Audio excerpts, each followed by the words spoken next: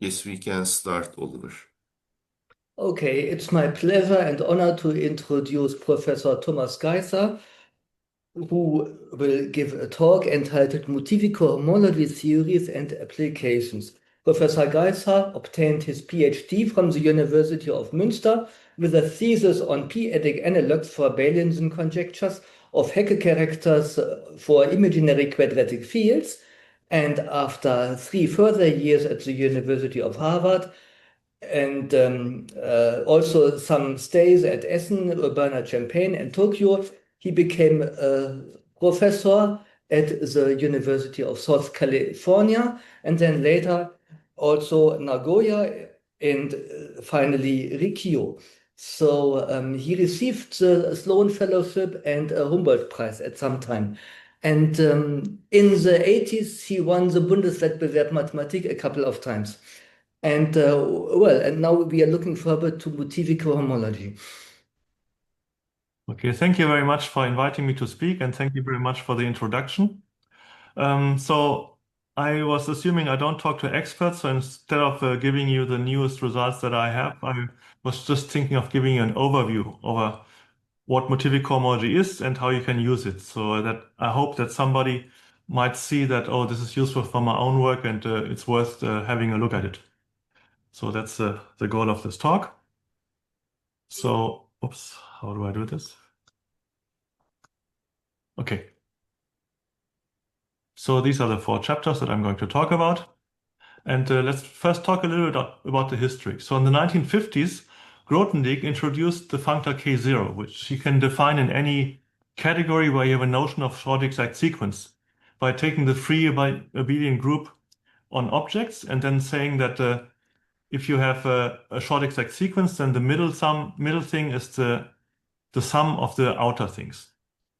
And this is useful to study vector bundles or to study projective modules. Yeah, and that was one tool. And in the 1960s, for rings, Bast and Milner developed a theory of K1 and K2, and then Milner developed Milner K-theory. And I will give you the definition of K1 in a second for a ring. And yeah, so let me do that. So K1 of R is just you take the general linear group and you let the matrices go to infinity. So you take the colimit, which means that except on the diagonal, you have only finitely many non-zero entries. And then you divide out by elementary matrices, which are matrices where you have one on the diagonal and then some other one number somewhere else. Or you have permutations. For example, if you have a field, then the elementary matrices are the same as SLR. That's the theorem. And so then K1 you define this way. And yeah, so K2 is a little bit more complicated, which is related to central simple algebras. And you can find out that there's a short exact sequence for rings. For if you have like some certain so-called Milnor square of rings, you get a short exact sequence relating K2, K1, and K0. And the Milnor K-theory I define here because might need it later. That is, you take the multiplicative group, and as you see here, you take the tensor algebra of it. So you take the direct sum over all tensor powers of it, and then you divide out the so-called Steinberg relations, which is A tensor 1 minus A. So that's in degree 2. Of course, only if A and 1 minus A are units, so in K star. So for example, by definition, you get K0 Milnor is Z, and K1 Milnor is just K because there's no relations yet. And it's a theorem of Matsumoto that K2 Milnor of K is the same as K2 of K for any field. And so you have the lower K theory. But you have a relationship between K1, K2, and K0 in a short exact sequence. And you would like to extend this exact sequence. And many people tried to do that. And finally, Quillen gave several good definitions of it. So that's in 1973. He defined higher algebraic K-theory, which is extending K1, K2, and K0.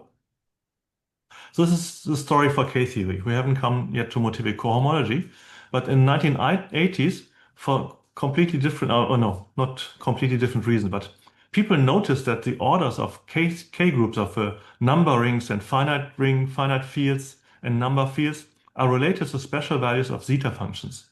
But this works for K0 and K1, but not for the higher K groups.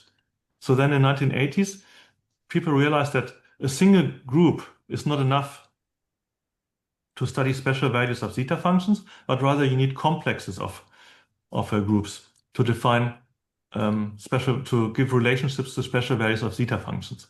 And so Beilinson and Lichtenbaum predicted the existence of complexes of sheaves for Beilinson for the Zariski topology and Lichtenbaum for the étale topology.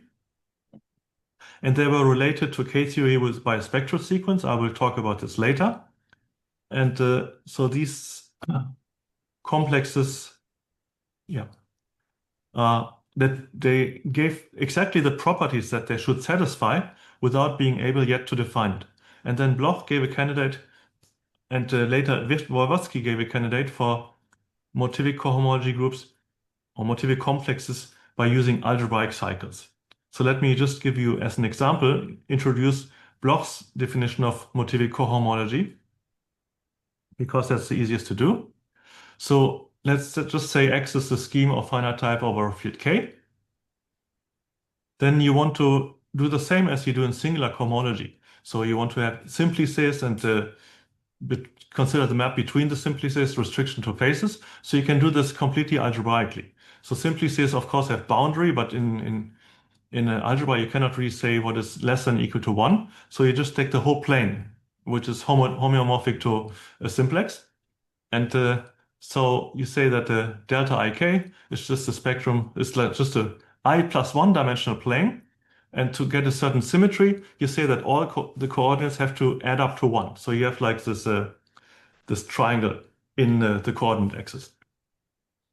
And the advantage of not just taking an I-dimensional space is that in this variation, you have faces giving automatically. Namely, if you set one of the variables to 0, you get affine simplex one-dimensional lower. And then you can define these Motivic groups, which is you take the free abelian groups generated by I plus U dimensional closed integral subschemes of X cross this I-dimensional simplex. And you have the condition that you intersect with all the faces properly in the right dimension. So that if you intersect by a face of codimension n, then the dimension will drop by n. Otherwise, you cannot really do anything with that. And so these are called algebraic cycles, these free abelian groups of closed integral subschemes. And now I said that you can allow with an intersection with a face, and you will be in 1 degree lower. So it goes from ZUXI to ZUXI minus 1. And then you have R faces or I faces up here corresponding to the I plus one faces corresponding to the I plus 1 different values. And so then you take the alternating sum, and as an algebraic topology, this gives a complex. So if you do this twice, then you get the zero map. And so you can consider this complex, and you are interested in its cohomology. And that was Bloch's definition of the Motivic complex, and I write it with a B so that we see that this is Bloch's definition. And so this is, if you're an algebraic topologist, then there's always 4 different theories. There's a homology, a cohomology, then there's a cohomology with compact support, and a Borel-Moore homology. And if things are smooth, then there's a duality, and things are proper, then 2 of them always agree. So if you know these 4 theories, then technically this is a Borel-Moore homology, which you can also see in the functorialities. So it's covariant for proper maps, and it's covariant with a shift in the U for flat maps, and you have a localization sequence. So if you have a closed embedding of Z into X, and you take U to be the open complement, then you get a long exact sequence. The theory for Z embeds into the theory for X, restricts to the theory on U, and then with a shift in degree, you go to the next thing with Z again. I didn't want to write all the indexes, but you get a long exact sequence relating these 3 terms. And then you also get homotopy invariance. So of course you cannot take an interval in algebra, so you have to take the whole real line or the whole line. And so if you compare the Breuer homology of X to Breuer homology of X cross A1, then you get the same result again with a shift in U, which is just by the way things are organized here. So this is the definition that Bloch gave, and Blavatsky's definition I will not explain. I will just say that you can also define Zn using algebraic cycles on smooth schemes. And so then on smooth schemes, Motivic cohomology, you just define it to be the Nisnevich cohomology of X with a coefficient in this Zn, which is a presheaf. So it's because it's contravariant. So you can define the cohomology of this. And Nisnevich topology is between the Zariski topology and the Étale topology. So it kind of has the best of both worlds. So just to give you an idea, for the Zariski topology, the local things are local rings. For the Étale topology, they're strictly local Henselian rings. And for the Nisnevich topology, they're just Henselian rings. So you define it this way. And if you want to do it for non-smooth schemes, you have to take in Kahn extensions from smooth schemes. So you extend first the complex Z of n by taking the colimit over all smooth things that X maps to. So then you have, first of all, the complex Zn, and then the Nisnevich topology is not good enough. You have to take the CDH topology, which is so you have a square like this, and if you have a square like this, which I explain in a second, then Z combined with X prime is a covering of X. And what kind of squares am I looking at? Z is a closed embedding in X. The diagram is Cartesian, so Z prime is the Cartesian product. P is a proper map, and outside of Z, this is an isomorphism on the closed subset U. So this is called an abstract blow-up square, because if X is a scheme and Z is a closed subscheme, and you take the blow-up of X in Z, then this will give you exactly such a situation. So this you allow in coverings.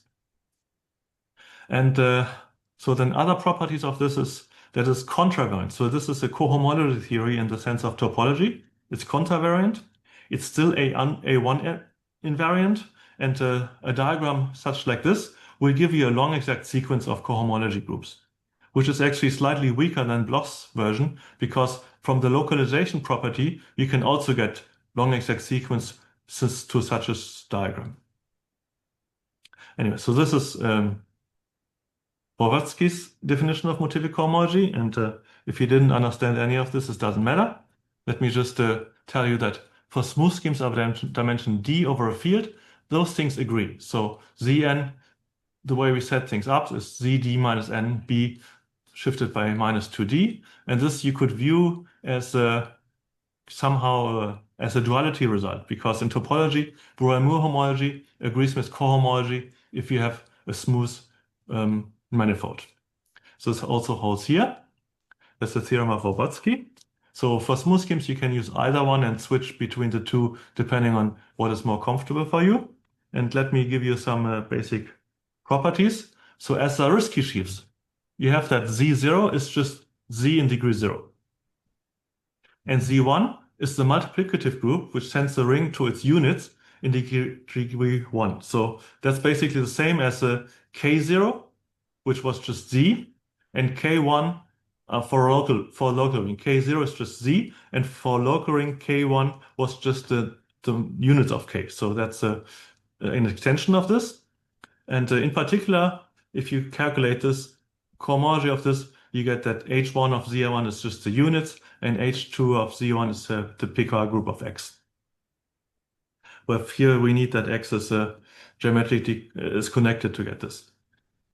Okay, so then some other calculations that you know, just by dimension of cycle reasons, if you go high enough with the I, then the groups vanish.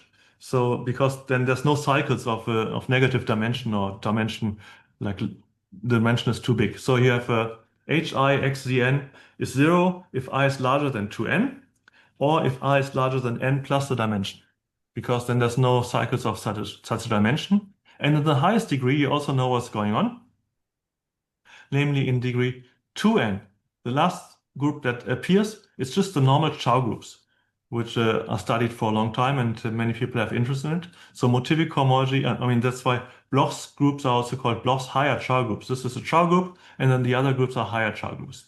And if you have a field or something zero dimensional, then according to the upper line, we know that for I larger than, since the dimension is zero, for I larger than n, it's zero. So then you also can calculate the highest group, and that's HNZN, and that's isomorphic to the Milnor K-theory of K. So that also appears again in these results. That's not so easy. That's the result of Nestor and Kasuslin and independently of Bertotari. So these are some easy calculations. And so in degree 2, you have some results. You can find out some things. And in degree D, where D is the dimension, we also know some things. And conjecturally, we know everything. But it's difficult to prove. And in all other cases, it's really mysterious what's going on there. Okay, so I said that Zn is contravariant and Zbn is contravariant for flat maps. So there are complexes of, in fact, étale sheaves, not only of étale pre-sheaves. So you can also, instead of taking the Zariski or Nisnevich cohomology, you could as well try to see what happens if you take the étale cohomology. And let me explain why this is important. So for special values of zeta functions, it is useful. Namely, in special values of zeta function, for example, there's a famous Artin-Tate formula from 1966 for the special value of the zeta function of a surface over a finite field. The Brauer group appears. And so this should appear also in Motivic cohomology. So that's the next group. So if you take Z1, then the highest group for the Zariski topology would be H2, as we saw on the last page. But if you add étale cohomology in, then you get the Brauer group, which is important, and we want that. And so Brauer group is a very mysterious and very difficult object and very important for arithmetic geometry. And it's basically if you have a surface over a finite field, it's the analog it's an analog of the Tate-Shafarevich group. This finiteness is in some cases where you can relate the two things is equivalent. And Artin conjectured that the Brauer group is always finite if X is proper over spec Z. Okay, so then for étale sheaves, those motivic complexes become much simpler if you look at it in étale cohomology. So with finite coefficients, we have exactly what you had before. Namely, if you take this with Z mod M coefficients and M is invertible on the scheme, then it's just exactly the roots of unity sheaves that you normally consider in étale cohomology. That's very useful. So that's one thing. But even if M is the power of the characteristic, it's something that people have considered for a long time. Namely, it's the logarithmic Dirac sheaves, which Milne called nu Rn, and which the French people call WR omega nx log. So these things also have been studied a lot by various people. So Motivic cohomology is just the things that we're already studying for a long time, and it's just a generalization or an integral version. So Zn generalizes all these things in one complex of sheaves. And the most famous conjecture that was solved in this field is the so-called Benison-Lichtman conjecture or Bloch-Kato conjecture. And in the end, it was the result of Ross and Wołodzki, namely for smooth X over a perfect field, Hi Zn is the same as Hi étale Zn, as long as I is at most n plus 1. I mean, even if you take X to be just spectrum of a field, the left-hand side vanishes for I larger than n, whereas the right-hand side, as we saw in the Brauer group, does not vanish. So this is the maximum range where this could be true, and in this range it is true. But it's extremely deep conjecture. So the biggest part to prove the Benison-Lichtman conjecture here was the Bloch-Kato conjecture. Susan Wołodzki and myself and Mark Levin in characteristics P proved that this follows from the Bloch-Kato conjecture, which is the special case that X is just spectrum of a K and I is just n, so the highest possible degree. And then the left-hand side, I already explained, is Milnor K-theory. So that's K and M, K modulo M, and the right-hand side is Galois cohomology. So in this statement, this was and that's if M is invertible. In this form, this was stated by Bloch and Kato. There's also an analog at the characteristic. So if M is a power of the characteristic, then it's also a theorem of Bloch in degree n, it's a theorem of Bloch, Kato, and Gabor. And then at the characteristic, myself and Mark Levin proved that this implies also the upper theorem. And I think the nicest way of saying this is that so the Galois cohomology with cup product is an algebra. So you have elements in degree 1, h1 mu m, and then this is an isomorphism for n equal to 1 by Kummer theory. So you just have units modulo m is the first Galois cohomology groups. And then the other one have cup product, but the left-hand side is generated by elements in degree 1, the way we defined Milnor K-theory. It's just the tensor products, and then you divide out something. So another way of saying this is without Milnor K-theory is that the right-hand side is generated in degree 1 as an algebra. So this is a very deep theorem, and one reason why Watzke got a Fields medal. Okay, then I said that Motivic cohomology is related to algebraic K-theory, and that's a theorem of many people, Suslin, Mark Levin, Friedlin, and Suslin.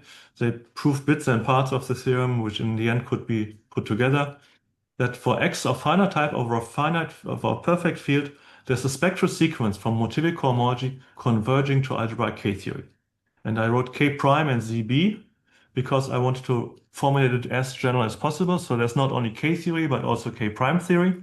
But if you don't want to restrict to K-theory, then this is also true for the normal Motivic cohomology and K-theory if you assume that X is smooth. So this is the analog of the Atiyah-Hirzebruch spectral sequence in algebraic topology. And I should also mention that even in the 1980s, Bob Thomason proved a first version of this for the Étale version on both sides with finite coefficients. That was a major step to understand the algebraic K-theory.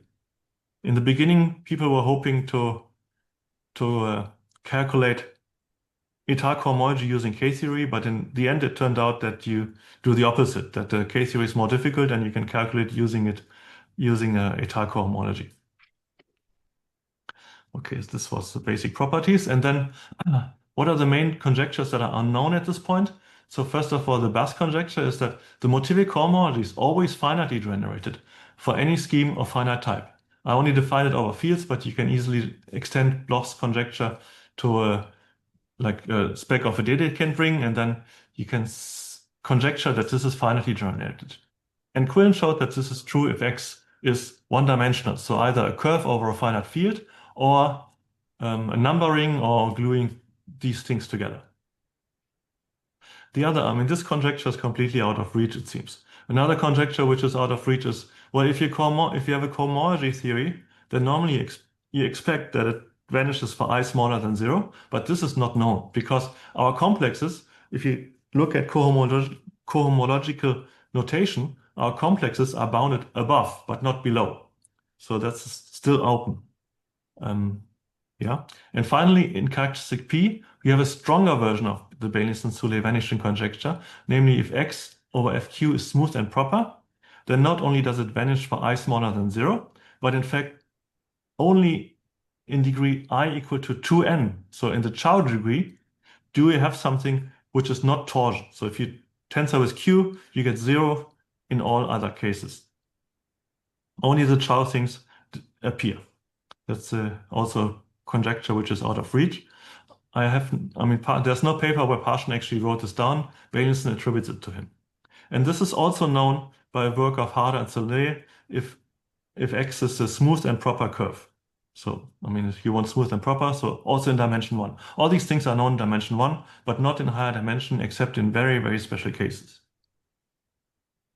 Okay, this was the first section. And now I come to the special values of zeta functions, which was the motivation of Lichtenbaum to even expect these complexes to exist.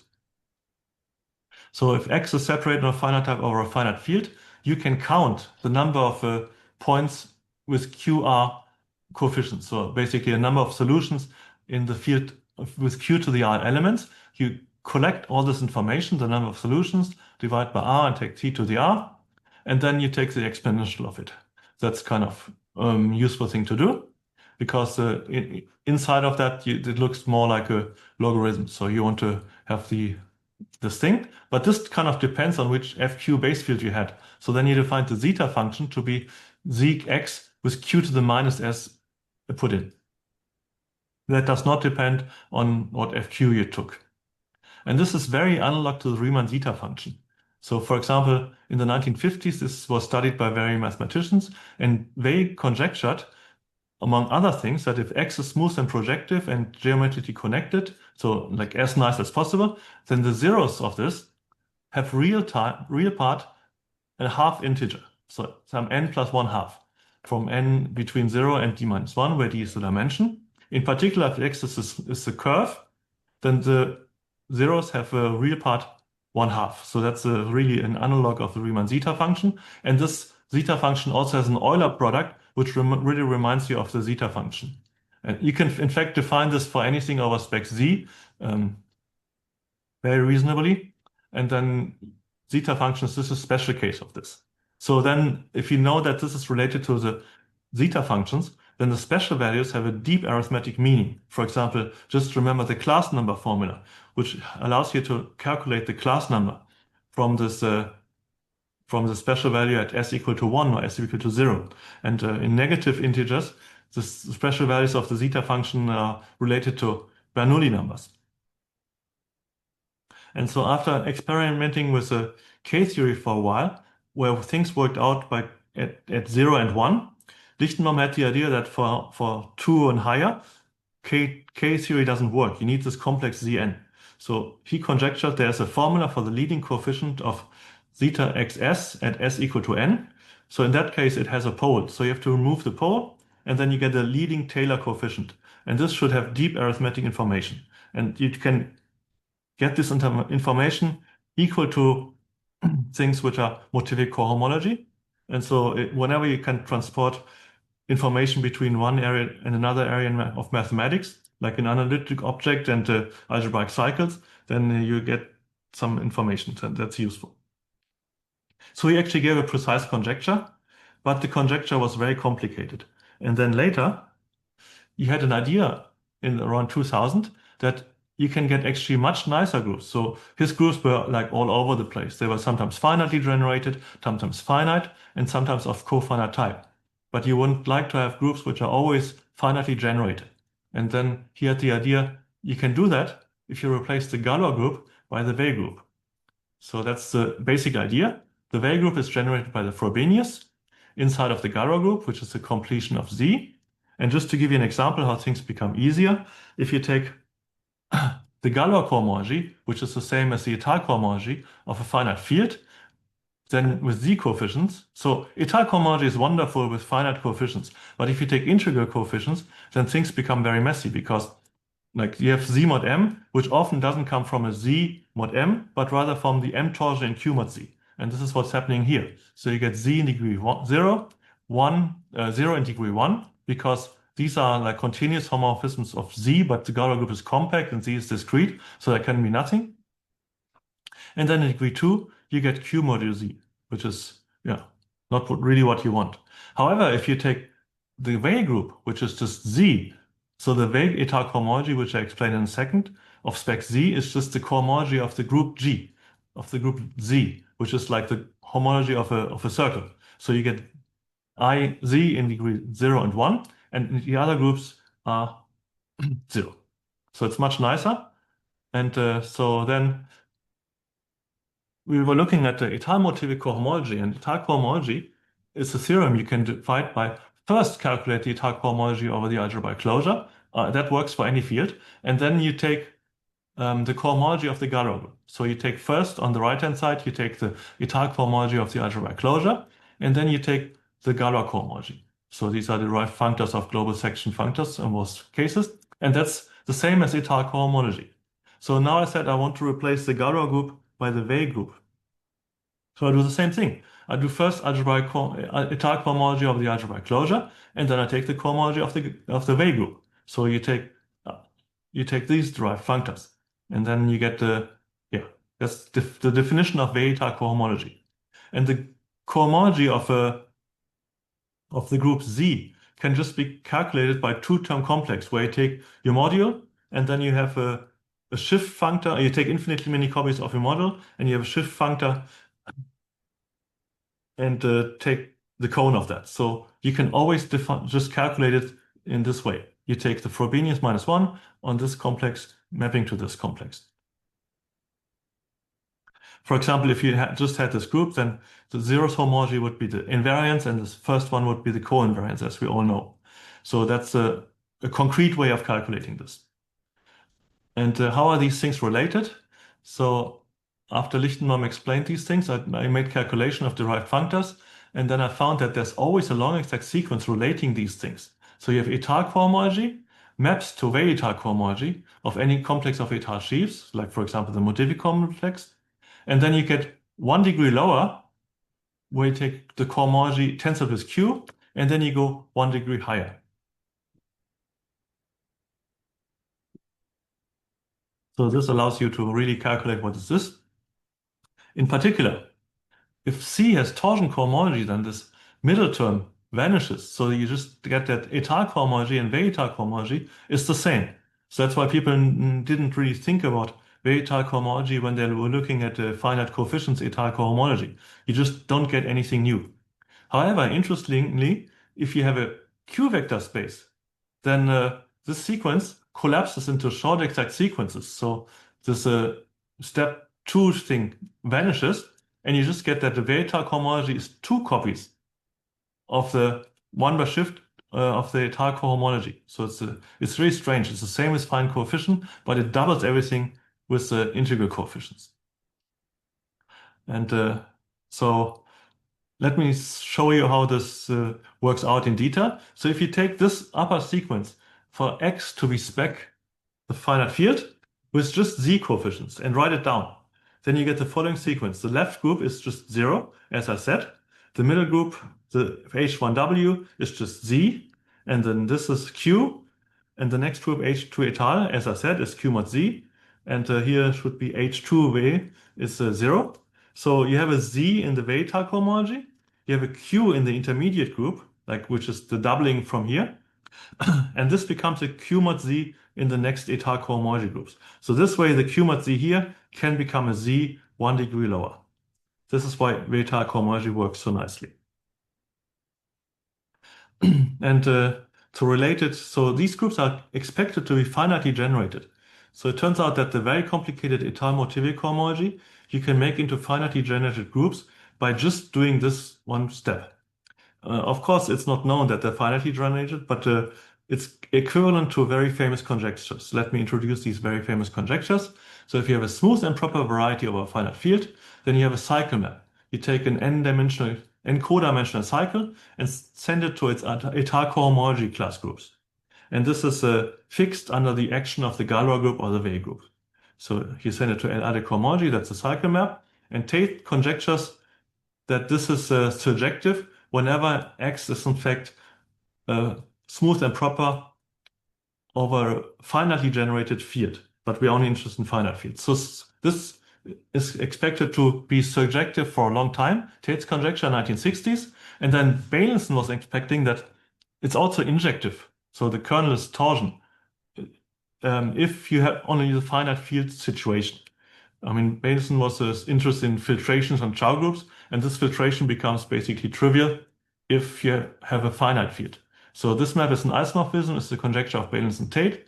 And then you also have another conjecture of the 1960s that the Frobenius action on the Galois cohomology, on the état cohomology, L-adic cohomology, is semi-simple at 1, which means that the multiplicity of the generalized eigenspace is the same as the multiplicity of the eigenspace. So these things are conjectured for a long time, and it turned out that the Baylinson-Tate conjecture I just mentioned for all x and all n is equivalent to finite generation of all Weyertal Motivic cohomology groups. There's more precise statements, like one direction you can do it for a specific x, and the other directions you need it for all x. So yeah. I don't want to discuss this in detail. I'm just saying that the old conjectures are equivalent to the finite generation of the Weyertal cohomology groups. So at that point, I knew I could stop trying to prove the finite generation. If this is true, then Vegetal cohomology is in fact an integral model for all L-adic cohomology groups. So on the right-hand side is the typical way of writing L-adic cohomology groups, and on the left-hand side you have just Vegetal cohomology and tensor it with ZL. And the reason this follows from finite generation is you have a short exact coefficient sequence, and then on the right-hand side is the Tate module, but for a finitely generated group, the Tate module vanishes. And on the left-hand side, you have the completion, but for a finitely generated group, the completion is just the same as the tensoring with ZL. So the groups are very nice the special value formula I will give you in a second was previously done for L by L. And now if you have an integral model for all L, then you can get much nicer formulas. So just to give you the formula, so you have a generator E set with of the Vegetal cohomology group of FQ with Z coefficients. And you can check these things have cup products.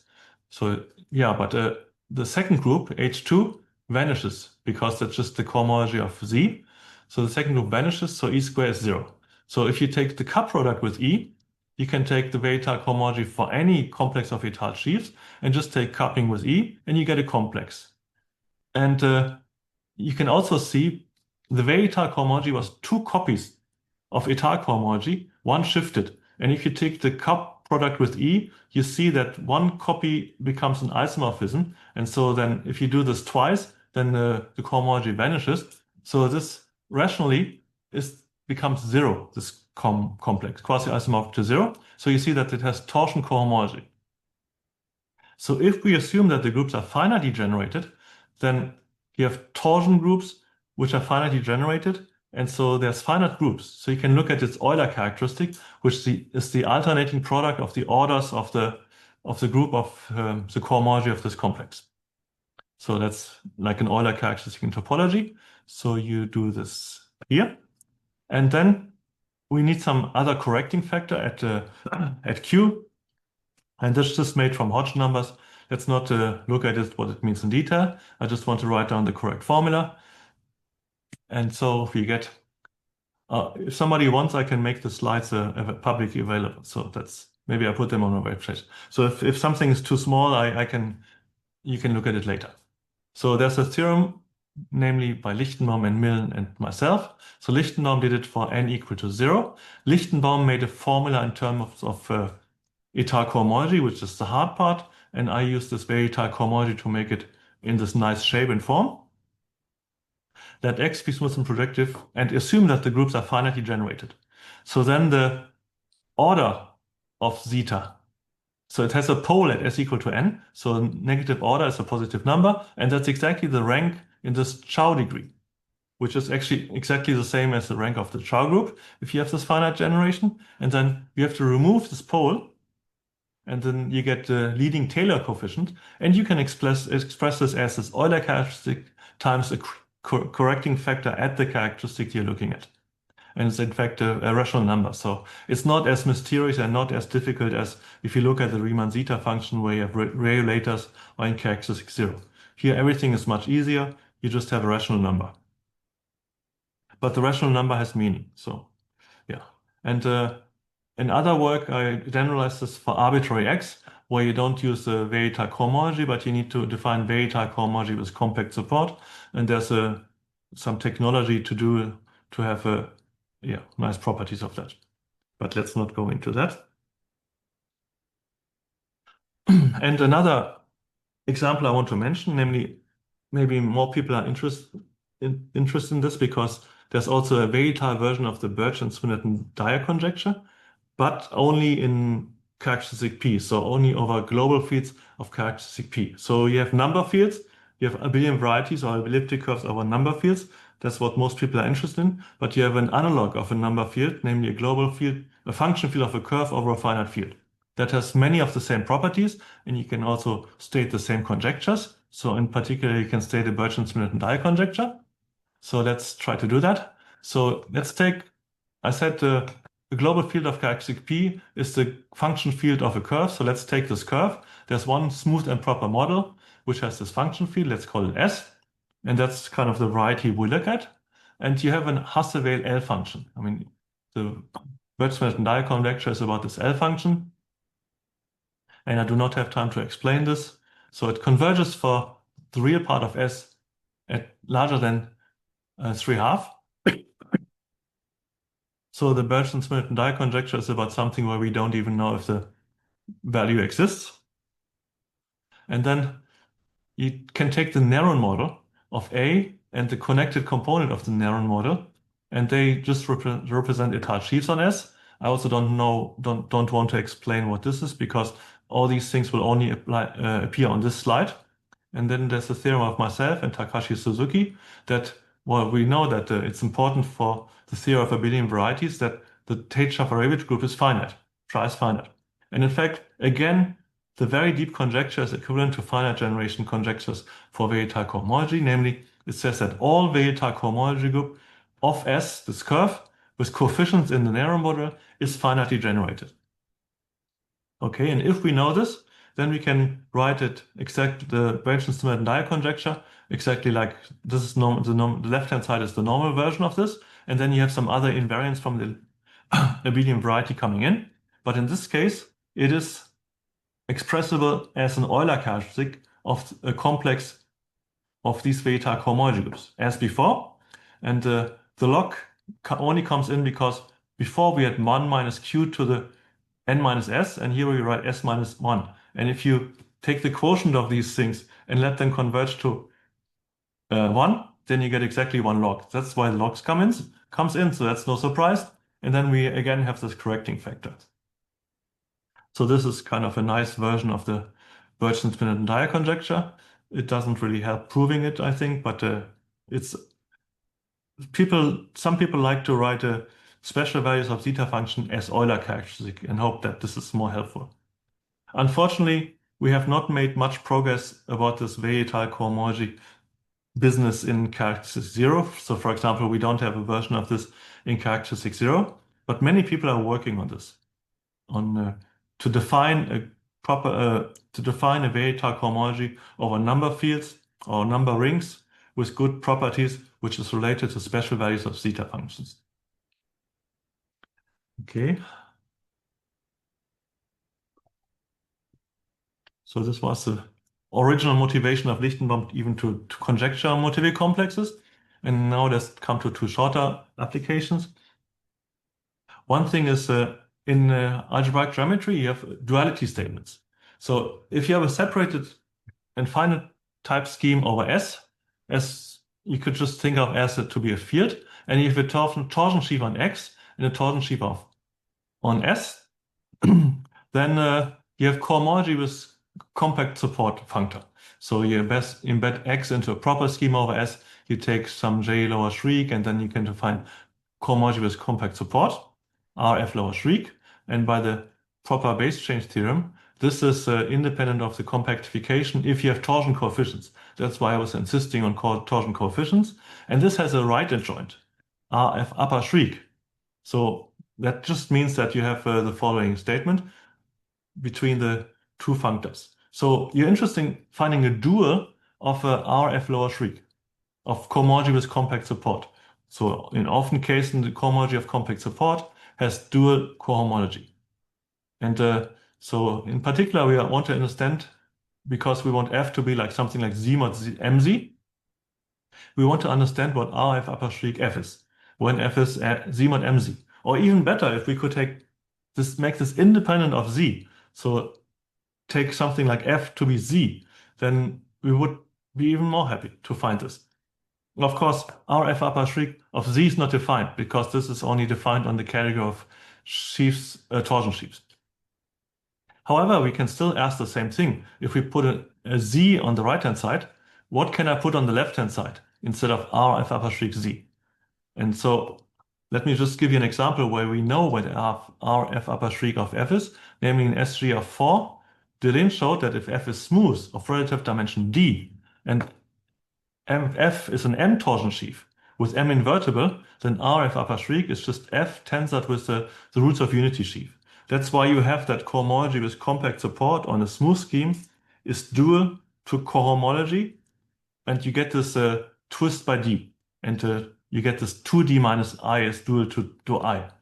So that's where this comes from. But I want to know what happens in general. So now I take this cycle complex of Bloch, and I just take the degree 0 part. And this is much nicer problems than in general. And then I prove that if in the situation as above, if F is separated in a finite type over a perfect field, and F is a torsion sheaf on X, then this ZC behaves exactly as this ZCX behaves exactly as R F upper shriek of Z. Namely, ZC, if S is a field, then ZC is just Z, and you get this isomorphism. And so there are previous results by Deninger for curves and by Michael Spies for surfaces, and they don't use this Motivic complex by Bloch, but rather they give some ad hoc definition of this, of some complex ZC of X, but it turns out what they defined is, in Deninger's case, quasi-isomorphic to Bloch's complex, and in Spies' situation, it's conjecturally quasi-isomorphic to Bloch's complex. And so just an idea of the proof is I don't give a new proof of Delin's result, but rather I use properties of this Motivic complex of Bloch, namely the localization properties, to reduce to the smooth and proper case. And this was done by Delin before, as I just explained this, and Milne has done the P part in characteristic P. So it's just like generalized to all schemes from the smooth and proper case. But it has many applications. So for example, the simplest case is you take S to be spectrum of an algebraically closed field, and F constructible on X to make the cohomology with compact support finite. Then there's a perfect pairings of finite groups from this X group to the entire cohomology with compact support of F on X. So you have such duality, and this is, I mean, the left-hand side looks complicated, but this is not completely meaningless. So in the simplest case, where you just have F to be Z mod MZ, then you get that the cohomology with compact support of Z mod MZ, the dual of it, is just a Chow group with coefficients, a higher Chow group with coefficients. This is, I think, interesting. And if you take X to be proper over an algebraically closed field, then the right-hand side, so the C you can forget about, if it's proper, then the right-hand side is just the dual of the fundamental group. So you get an abstract isomorphism of the abelianized fundamental group of X to some Chow group. That's some class field theory, which I come to in a second. I just wanted to make you curious about class field theory.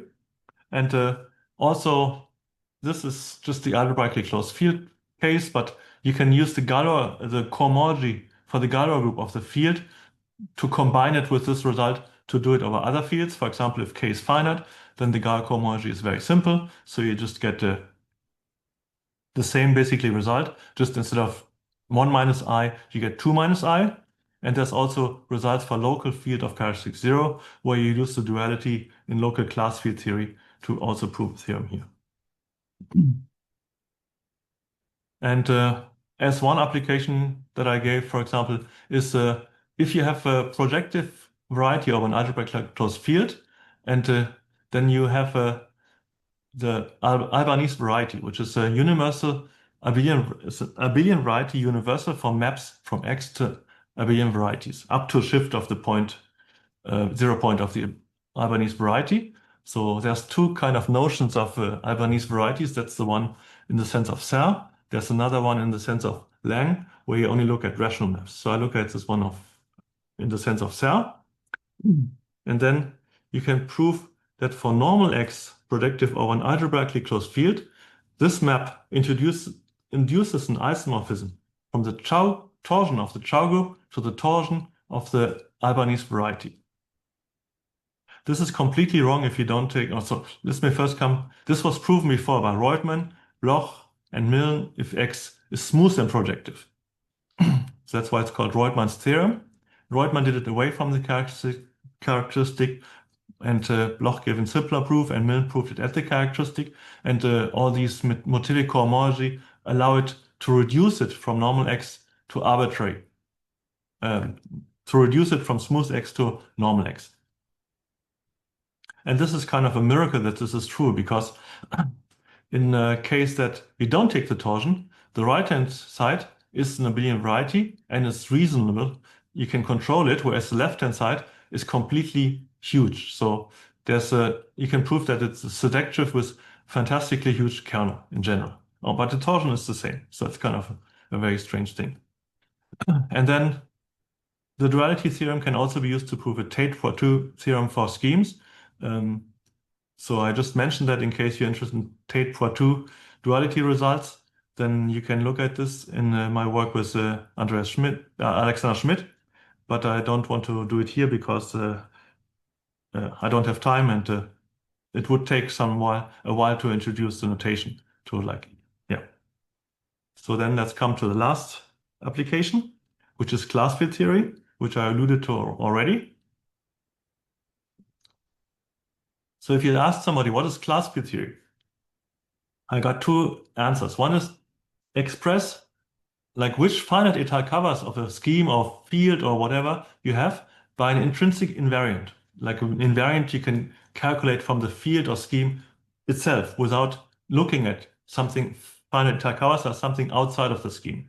Another version of class field theory is that you have the fundamental group, or for a field it's the Galois group, and you wanted to replace it by something which is easier to understand. So let me just look at some examples. If you have a finite field, then the Galois group is just the completion of Z. But Z is much easier, as we saw when we looked at the Weil-État cohomology. And then you look at this, and they have the same finite quotients.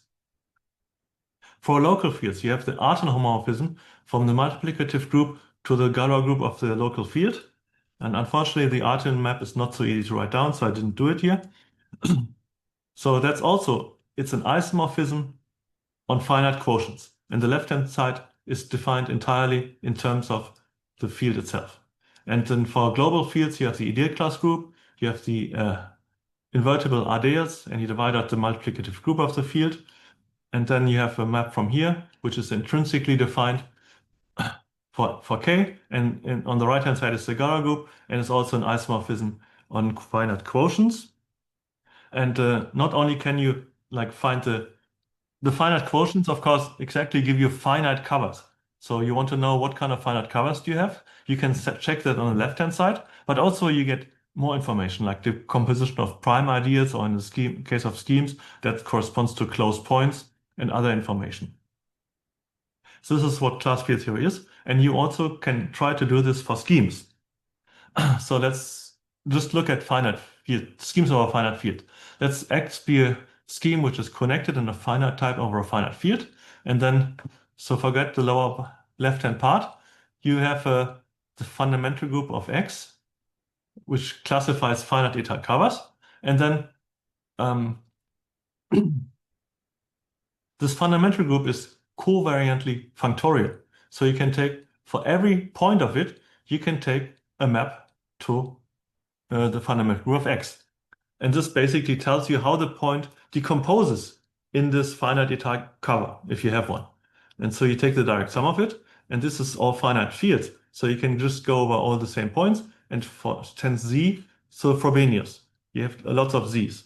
But Chow zero, this Chow group, is generated by these things. So for every point you take a Z. I was talking about algebraic cycles, but in this case, the algebraic cycles are just point. So for every closed point, you just take one copy of Z.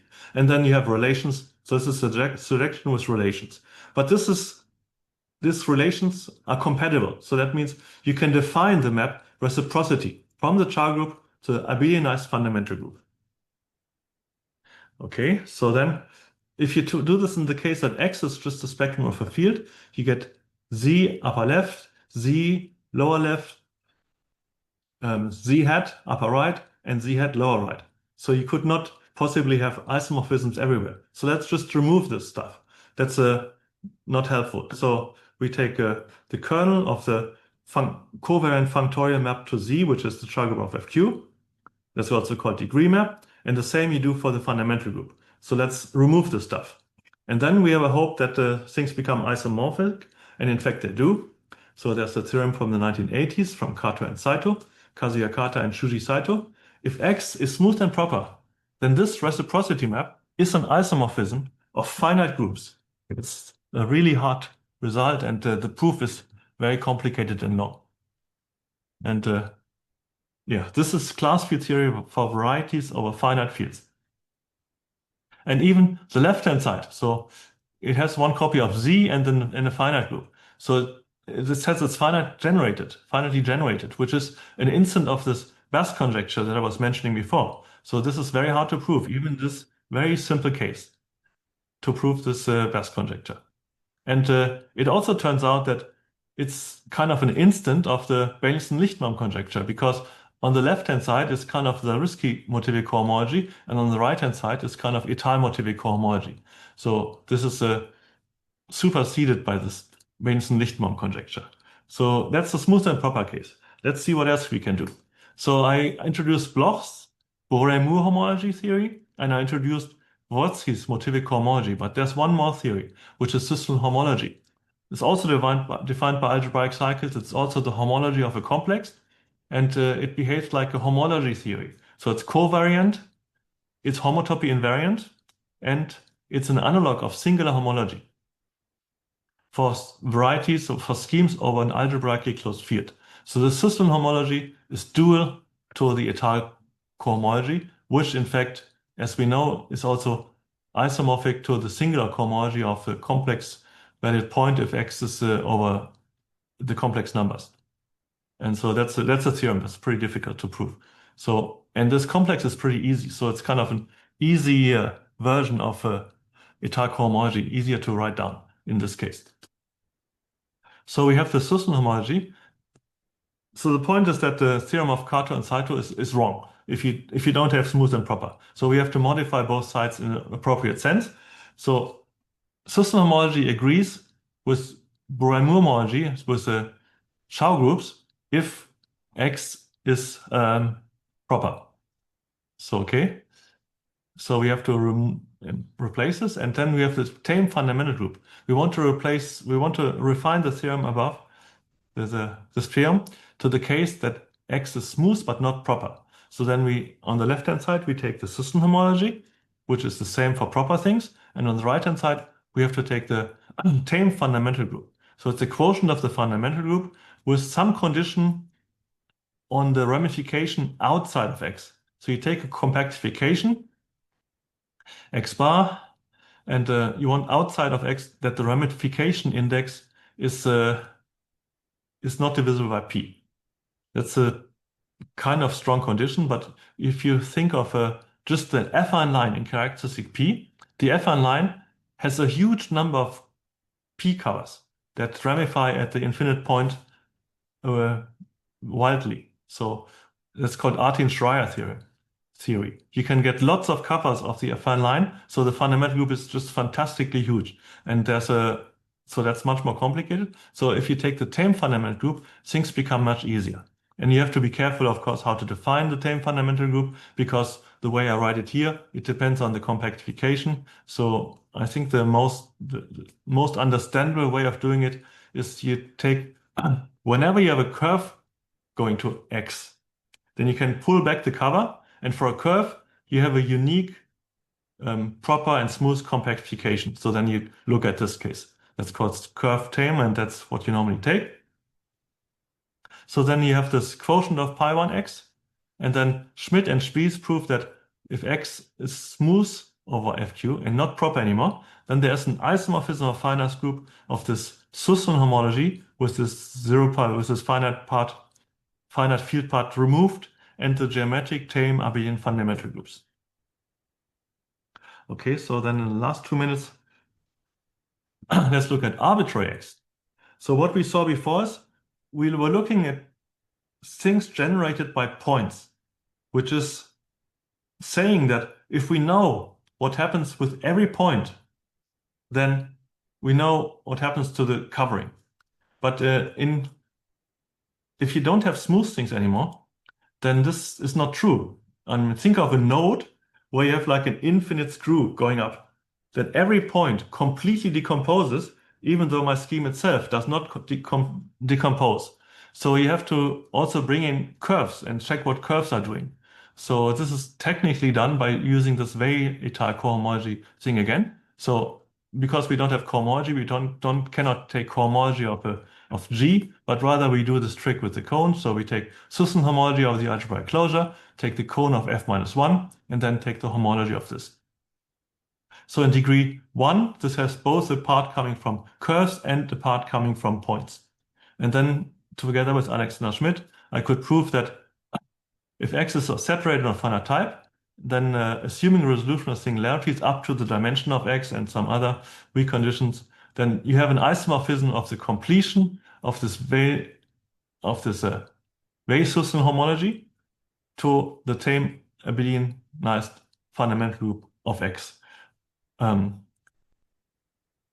Yeah, so they have the same quotients. And actually the left-hand side is conjecture to be finitely generated, but it's not known because it involves basically coming back to Parshin's conjecture. So if we knew all these conjectures, then this would be finitely generated. And you can also like refine this fundamental group. Namely, there's an enlarged fundamental group defined by in SGA 4 by Grothendieck. And if you take the right hand side to be the enlarged fundamental group, where, for example, if you have a node, then the fundamental group would be the completion of Z, because you have for any n, you have an n-fold cover of that. But if you take this infinite spiral, the transformation group is Z, so you can shift up and down. So the enlarged fundamental group would have a Z or not a Z hat. And if you use these groups, then you should get an isomorphism of finitely generated groups. And this you could also think of a Hurewitz theorem, that the homology is isomorphic to the abelianized fundamental group. Okay, so my time is exactly up, and I stop the talk. Thank you very much.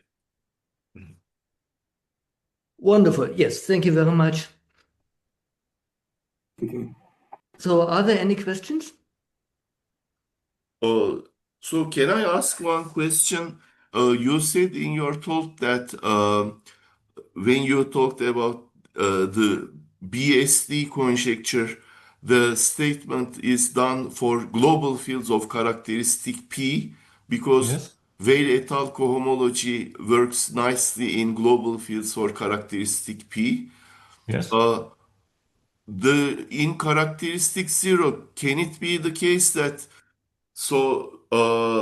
instead of Weil group in characteristic zero, we have a more general notion called automorphic Langlands group. So maybe one should incorporate that thing. So for which that thing is even hypothetical.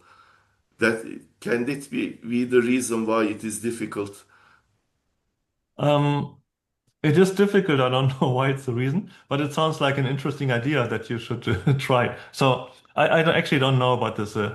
What was this Langlands correspondence? Langlands group. So No, no, in yeah, the function field case, yeah, more or less it is the Weil group, global Weil group in yes, characteristic P.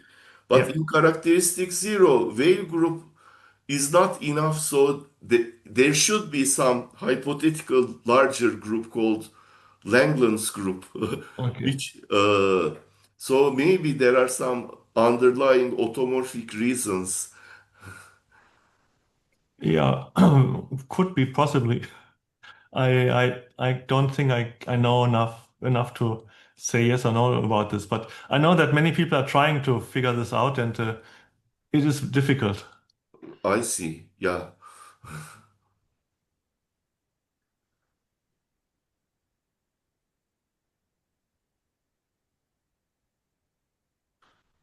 So you will send the slides also, right? I can, yeah. Yeah. Any more questions or comments? So let's thank Thomas once more. He's I mean, these are all very technical and nice subjects, and this is a good. Your slides will be a good guide to work on these topics. I mean. So, Okay. for reference kind of thing, if necessary, we can send you email and ask you certain reference, what to look and so on. Yes, yes. Yeah. Thank you. Yeah. Okay. So hope to see you in our next talk. So we will now stop the recording.